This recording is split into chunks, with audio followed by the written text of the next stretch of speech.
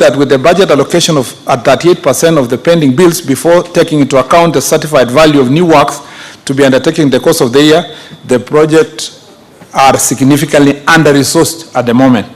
The consequence of the road projects funding gap will have been well noted by members of this House, who in their role as representatives of the people should be duly informed of the status of the road projects in their respective regions.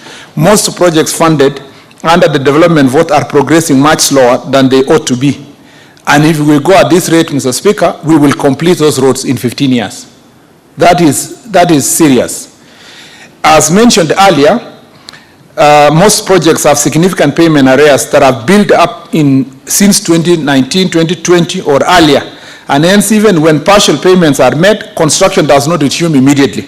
In the last year and a half, global and macroeconomic constraints did not allow sufficient fiscal headroom for the project funding gap to be addressed adequately. However, in the economic situation now stabilizing and showing signs of positive outlook, the Ministry is working closely with the National Treasury to ensure that the government efforts to complete ongoing projects are expedited. And you've heard the President, Mr. Speaker, making publicly his intention, including in meetings that we were together in Bomet, that the next financial year we should provide a budget allocation of over 100 billion so that then we can quickly complete the pending bills. The second issue is road maintenance. The enabling legislation governing the resource of road maintenance, such as the Road Maintenance Levy Fund Act, the Kenya Roads Board Act, and the Kenya Roads Act, were enacted in 1993 and 2007 and served well their respective roles over the years. However, in the time since these pieces of legislation came into force, the government has strongly prioritized upgrading to bitumen standards of rural roads that are largely under the purview of Kenya Rural Roads Authority. These roads reach deep into the countryside and provide the equivalent of a last-mile connectivity for the road transport system. The challenge is that the resources for maintaining paved rural roads are not adequately provided for in the current allocation of road maintenance funds. In fact, it is an understatement to say not adequately provided for. They are actually not provided for.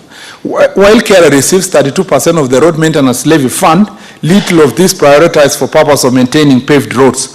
While making this observation, allow me to know that my ministry continues to appreciate the good work done on unpaved roads with the guidance of the Constituency Roads Committee, a participatory and responsive mechanism that ensures local pain points and bottlenecks receive adequate attention.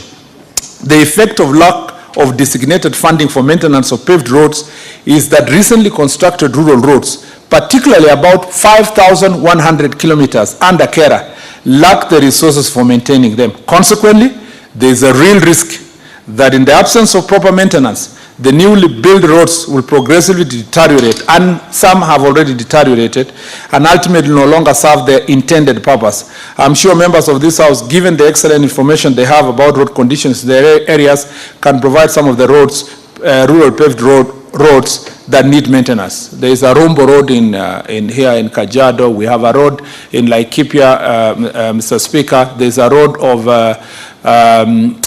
Kuresoi to Silibwet. There is a road, Mr. Speaker, that we were with Majority Leader in his county, Chepseon to Daraja, to Makutano. Mailine, actually, that's the place in Mailine, and many other places across the country. All these roads that were done under low volume seal.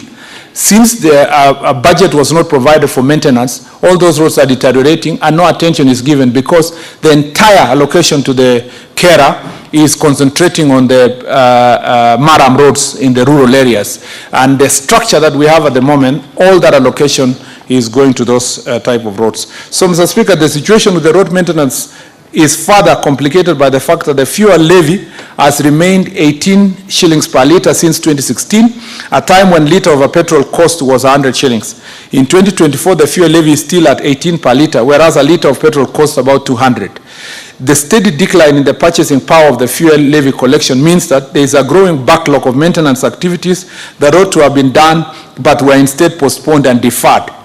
Specifically, the projection resource needed for the maintenance of the levy fund for financial year 2024-2025 is projected resources need for road maintenance levy fund for 2024-2025 is 110 billion, while the anticipated collection of that same year is 69, a shortfall of about 40 billion. This funding shortfall risks reversing the trend of ever-improving road pavement conditions that citizens are now